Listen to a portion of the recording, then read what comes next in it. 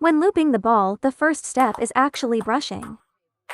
The second step is to drive forward.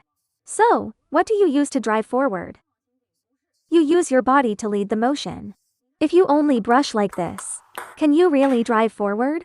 The ball is too far from your body. Your forearm needs to be swung by your body movement. That's what driving forward means. Your body lifts your arm naturally. That's the forward drive. Many players lack this forward motion, especially against backspin balls. They don't go forward. That's because the first step brushing isn't done properly. They know they should move forward, but they often make mistakes, so they lose confidence and start lifting upward instead. Let me give an analogy for driving forward. When I pull back, it's like going from the first floor to the second and third floors. Then you move forward along a flat plane, walk a bit forward on the third floor, then go from third to fourth to fifth. That's when the forearm closes. Then you go up another level.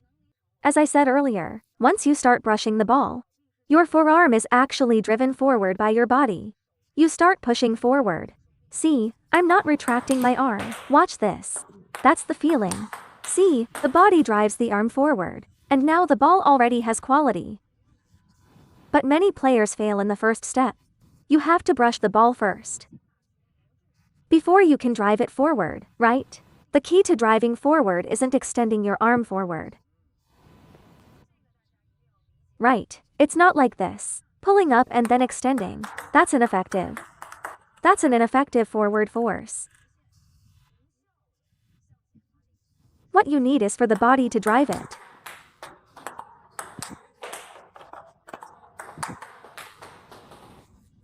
It's a rotational motion.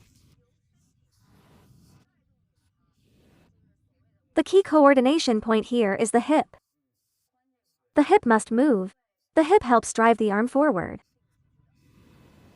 And finally, when finishing the stroke,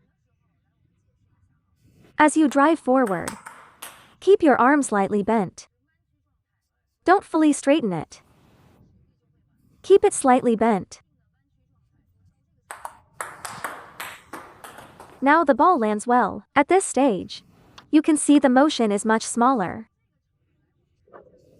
The finishing motion becomes smaller and smaller. It's very compact now. At this level, the finishing movement is minimal. So what's that small motion for? If I don't make that little recovery, the ball might fly off the table. Yes, the power would be too much. By slightly pulling back, just a little, you contain the force. That little recovery gives the ball a second acceleration, making it even faster.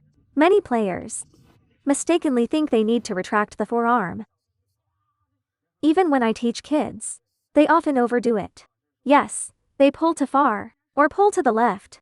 When I tell players to retract the forearm, I don't mean to lock it tightly. That's not what I mean. You must go forward first. After the forward drive, there's a small secondary boost. But more importantly, it acts as a brake. You must have a brake.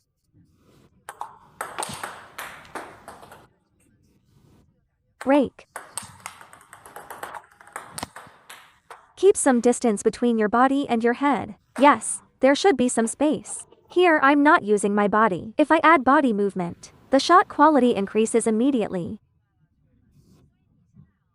There are only 3 main mistakes you might be making. Step 1. You didn't brush the ball properly. If not done well, the ball goes into the net. Step 2. You didn't drive forward properly. Then your loop has low quality. Step 3. You didn't brake with your forearm. You can't control the power. The ball easily flies long. So, these are the 3 common problems. As long as you're lower than the ball, you can brush it properly. Once your hip drives your arm, you can push forward. And finally, brake, accelerate, then recover the arm. Why can't you brush properly? Why can't you drive forward effectively? It's related to your shoulder. We've coached many players. This is how they rotate their shoulders. Left shoulder drops, right shoulder rises. Some players rotate like this. That's a major problem. Let's define a correct standard for the stroke. When you pull back, you must not only rotate your shoulder but also drop it. Don't drop first. If you do, you can't rotate properly. Rotate, then drop. Now your racket is naturally lower than the ball. I go back first, then down. Not straight down. Some people rotate like this. But their shoulder still doesn't drop. See, when your shoulder drops, you can drive forward naturally. This muscle group here, combined with your back muscles. If you don't engage them, you are wasting power. If your shoulder doesn't drop, you can't use those muscles effectively. In this position, first, you're lower than the ball. Then you brush the ball. And use the right side of your body to drive forward. See, the shoulder creates an arc. It naturally follows a power arc, then the shoulder locks. And the arm retracts.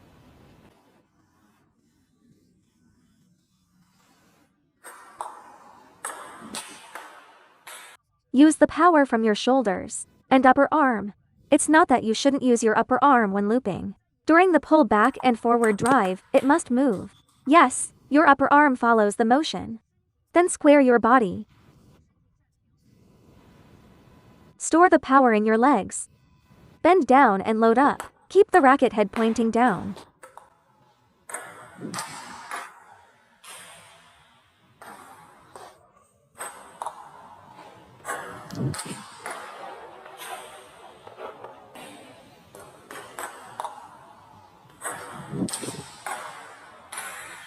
I didn't fully release my power here for the sake of the live demo. Is the forehand important for amateurs? Without a strong forehand, how can you solve problems? Without a forehand, you have no real way to score.